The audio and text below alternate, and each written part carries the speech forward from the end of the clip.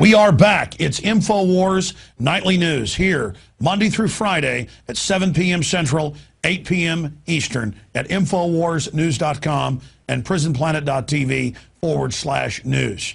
We are expanding our operations against the global crime syndicate. We are in their face in defense of human liberty and a new renaissance for humanity in the fight against global banker occupation. And someone who's been on the very front line of that fight for a very long time is the best-selling author and researcher, top trends forecaster Gerald Celente. And with more on what's happening with our economy and with a breakdown of future trends is Gerald Celente joining us from New York. Gerald, thank you for coming on with us tonight. Well, I like being on a news show with real news. Well, thank you, my friend. Good to have you here.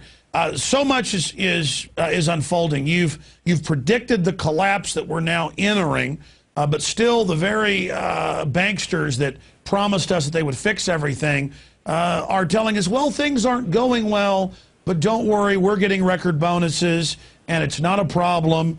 Just continue to give us trillions in bailouts. In fact, Bernanke is back in the news today saying U.S. banks' exposure to Europe is manageable. But it turns out these foreign banks are the ones that basically own our banks. Gerald Celente, what do you say to that?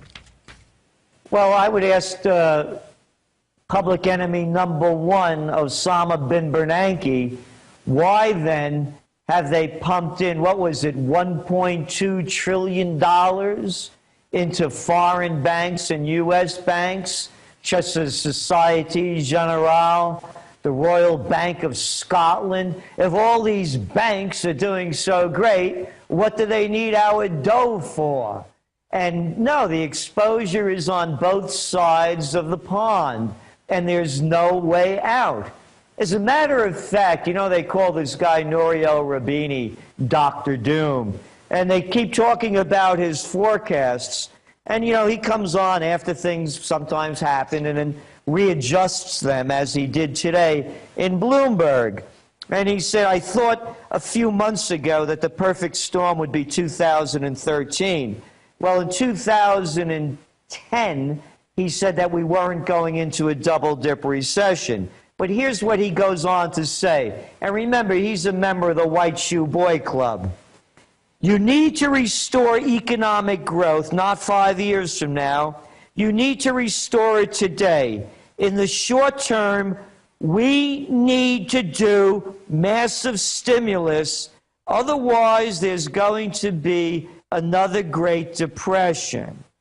Where are we going to get this massive stimulus from, Mr. Roubini, who, by the way, said, you know, people that invest in gold are basically out of their mind and didn't think gold could go, well, maybe $1,500 an ounce. So now what they're saying is, and this is what they're all saying, is more stimulus. More stimulus means more digital dollars, means continued low interest rates, means a devaluation of all of the currencies that are doing this, such as the dollar and the euro. Now, Gerald, looking at this, the banksters have created the Ponzi scheme. Madoff, said the first thing I learned when I got to Wall Street was that it's rigged, A, and B, it's a Ponzi scheme. And to compete in this, I had to do this. And he's absolutely right. Of all these criminals, he's just average. But the Lloyd Blankfeins, they're doing God's work. The Alan Greenspans, we've got to bow down to them while they devalue the dollar and wreck our economy and feed everything into their globalist system. Why is it that the more wrong the bankers are, the more we're supposed to fall down and worship them? Now, the mainstream media worships them more than ever, but they're losing all their viewers. All the polls show the general public is waking up to the bankers. So how long until they completely run out of time? Well, the first part of your question, why do we worship them and why are they getting away with it? Who was the guy who began the whole deregulation of the Glass-Steagall Act that would have prevented the banksters from becoming these criminals that was put in place during the Great Depression so this wouldn't happen? What was his name? Robert Rubin. And who was he Treasury Secretary under? Gee, Bill Clinton. And who followed a couple of years later under George W. Bush? Hey, wasn't that Henry Paulson? Where did he come from, Alex? Gee, wasn't he the CEO of Goldman Sachs as well? And who's that guy now who's Obama's chief of staff? Oh, you know, Bill Daley. Daley? From that wonderful Chicago machine, the Daley machine? Yeah, that Bill Daley. And where did he come from? Gee, wasn't he vice chairman of J.P. Morgan Chase? Doesn't anybody get it? Wall Street has hijacked Washington. It's the same game. Listen to what all of these politicians are saying. It's the same BS line. We got to deregulate industry. We got to give them a free ride so they can rape us more. Oh, and by the way, let's cut all the taxes for those rich guys and keep those multinationals like GE, who made $14 billion last year, paying no taxes at all as we give it to the little people. And, you know, just to make things a lot worse, you know, let's increase the taxes for them. So the only key answers they keep coming up with is deregulation and cutting more taxes for the big guys. When is it going to collapse? As I've said, I've never seen a summer like this. I think we're going to see the winter of discontent. If it was an Arab Spring, you're going to see a U.S. You're going to start seeing an unraveling more and more every day as you watch the news. So October is my month that, you know, and it's only a guesstimate, that we're going to see the big unraveling. But even if it doesn't happen in October, because you don't know what phony schemes they're going to come up with, it's going to happen eventually, and that's why I'm fully invested in gold. Now, Gerald, you put out your forecast over a year ago, well over a year ago, and said that you believed that it would be evident that we were in a collapse by December of 2010. And if you looked at John Williams' shadow stats, if you looked at all the old numbers that government would use to put out more accurate breakdowns, we'd been in a depression for 2 years at that point. Now they're calling it, Geithner is on the Meet the Prostitutes and other shows, Geithner's calling it the greatest recession or the Great Recession. And we see the jobless numbers, the factory closings. We see all of this happening.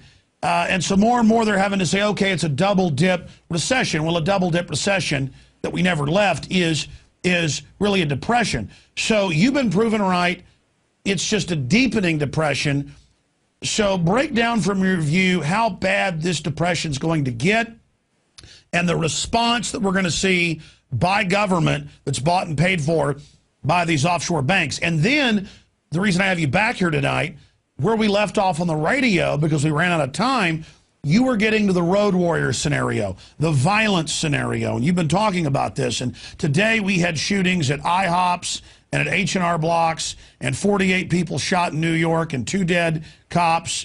I mean, things are, metal thieves are stealing everything. They came through our office stealing stuff a few weeks ago. They're cutting the catalytic converters off of the cars while you're inside working. All the coffee shops I go to are being robbed. I mean, but the controlled prostitutes tell me crime isn't going up, and they're laying off cops, and the cops that are left are going to be out there raising revenue, writing tickets to old ladies and arresting people with lemonade stands and banning gardens in your yard and SWAT teaming Gibson guitars. I mean, it's as if the government is taking PCP or something. Look what's going on in the UK. And you looked at the riots, they call them hooligans and criminals.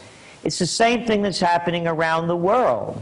And it's going to happen here in the US. You know my saying, when people lose everything and have nothing left to lose, they lose it. And they're losing it. And you, as you mentioned, at the IHOPs, you're going to start seeing, just as they're, again, use the UK as your model. They're taking away all civil liberties.